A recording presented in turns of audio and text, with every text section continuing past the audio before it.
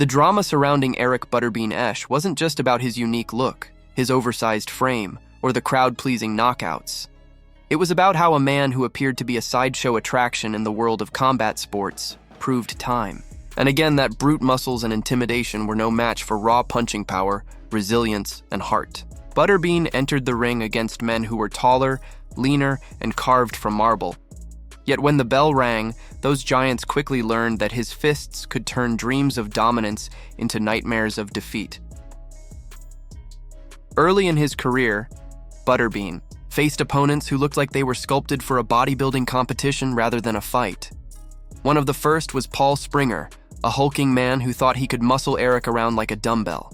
But as soon as the opening bell rang, Springer discovered that Butterbean wasn't an object to be lifted. He was an immovable force. With a short, devastating punch, Eric sent the bodybuilder tumbling to the canvas, unconscious and humbled. The message was clear. Size meant nothing when standing across from the king of the four-rounders. As the millennium turned, Butterbean met another giant in George Lindberger, a man who strutted into the ring with confidence, convinced his reach and build would keep him safe. But his arrogance was his downfall. Within seconds, Butterbean bulldozed him like a wrecking ball, crashing into a wall, and with a thunderous right hand, flattened him. The crowd roared, not because they didn't expect Butterbean to win, but because he did it with such merciless ease. These weren't just victories. They were punishments for men who underestimated him. Then came Jackie Beard in 1999, a man built like a human fortress. Spectators feared for Butterbean, wondering if this was the night the bigger man would crush him under relentless pressure. Beard began strong, using his reach and strength to bully Eric, mocking him as if this was all just a game. But Butterbean's patience was legendary. He absorbed the punishment, waiting for his moment. And when Beard grew cocky and careless, Eric exploded like a predator springing from the shadows. He unleashed his signature bombs, and with one colossal punch, Beard's jaw cracked under the weight of Butterbean's power. The giant collapsed, silenced by the very man he thought he could embarrass. Doug Norris was another towering figure who dared to test Butterbean's will. He tried to use dirty tactics, even striking after the bell, hoping to frustrate and rattle the heavyweight. But Butterbean was not a man who backed down. He had a soft belly, sure, but his character was made of steel. He charged at Norris with the fury of a man wronged, battering him until the arrogant giant collapsed in a heap, folded like a holiday turkey waiting to be carved. It wasn't just a knockout. It was a statement of justice, a punishment for dishonor inside the ring. Jonathan Whitfield in 1996 was yet another mountain of a man who thought his reach advantage would keep Butterbean away. For the first moments, it seemed like Whitfield's size might control the fight, but that illusion didn't last. Butterbean stormed forward, landing shot after shot, smearing Whitfield across the canvas like a child's dinner mess. And then, with a bone-crunching final punch, Whitfield crumbled, another name added to Eric's long list of victims. His fists didn't just end fights, they ended arrogance.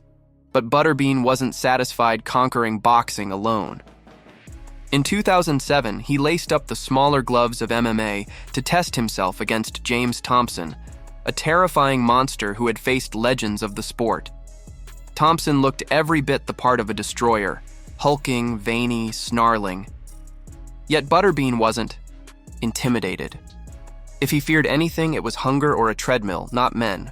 The fight began, and in front of a stunned crowd, Butterbean dismantled Thompson with the same brutal efficiency he displayed in the ring. His fists were no less lethal in a cage than they were under boxing lights. When it was over, Thompson was sprawled and broken, another giant slain by a man the world once dismissed as a novelty. Patrick Graham in 1999 presented yet another challenge.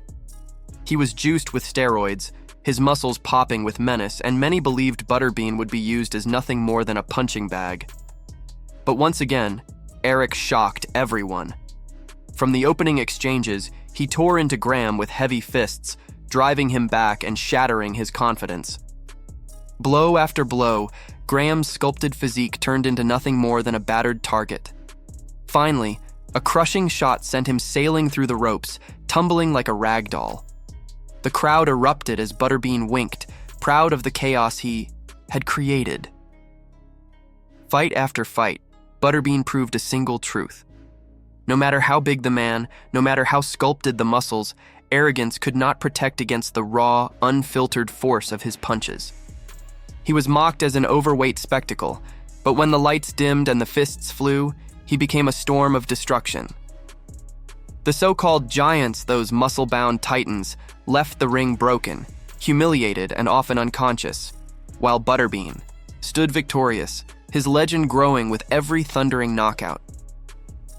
What made Butterbean so iconic wasn't just his power, but his ability to flip the script on those who thought they had him figured out. He turned their confidence into their undoing, their muscles into nothing but wasted weight. He was the underdog who never played the part, a reminder that true strength isn't measured in biceps or abs, but in willpower, grit, and the ability to keep moving forward when others expect you to fall. By the time his career stretched across both boxing and MMA, Butterbean was more than a fighter. He was a symbol that giants could be toppled, that arrogance could be punished, and that sometimes the most unlikely warrior could become the most unforgettable. Every punch he threw carried not just weight but a lesson, a reminder that the toughest men aren't always the ones who look the part. They're the ones who can endure, fight back, and with one perfectly placed fist, bring giants crashing down.